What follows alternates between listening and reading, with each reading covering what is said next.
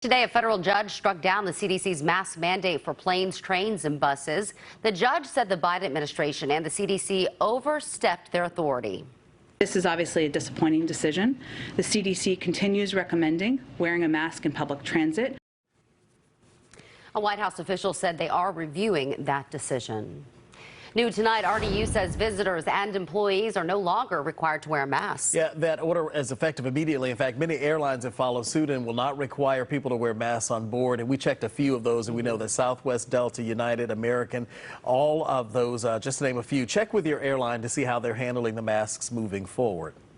Now, this change comes as much of the country is starting to see a rise in COVID cases. So the latest CDC numbers show nearly a 20% increase in new cases nationwide over the previous week, and some regions are seeing new subvariants of the virus. So we wanted to know what this could mean for us here in North Carolina. CBS 17's Maggie Newland is getting answers, joins us now live. Maggie.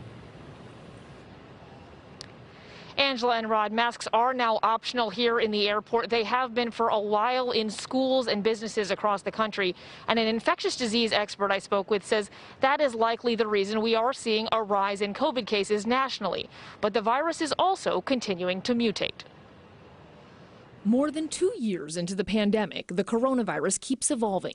Omicron is now splitting into its different little subvariants. The New York State Health Department recently put out this warning about recently identified Omicron subvariants, saying state health officials have determined that these highly contagious new variants are likely contributing to the rising cases. It may be part of the virus, but it's also part of our social behavior. We've all dropped our masks for the most part. We're starting to congregate. Lots of people are traveling. Duke infectious disease specialist Dr. Cameron Wolfe says health experts in North Carolina are monitoring new strains in other parts of the country and the world. We don't tend to get these things erupting here first. We often get a good lag time watching places like New York, Boston, London, South Africa occur first, where there's just more people packed in together, more chances for things to spread and transmit.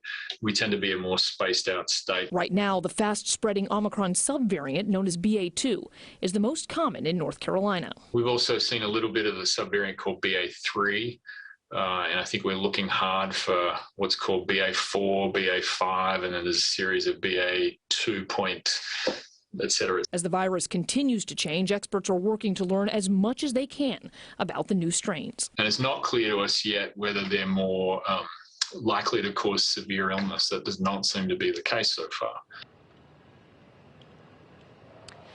And Dr. Wolfe says he does expect vaccines and boosters to hold up against severe illness in the case of these new subvariants. Now, when you look at the airport tonight, just wanted to mention, we're seeing about half of the people here probably over the last few minutes still wearing their masks. We're live at RDU. Maggie Newland, CBS 17 News. All right.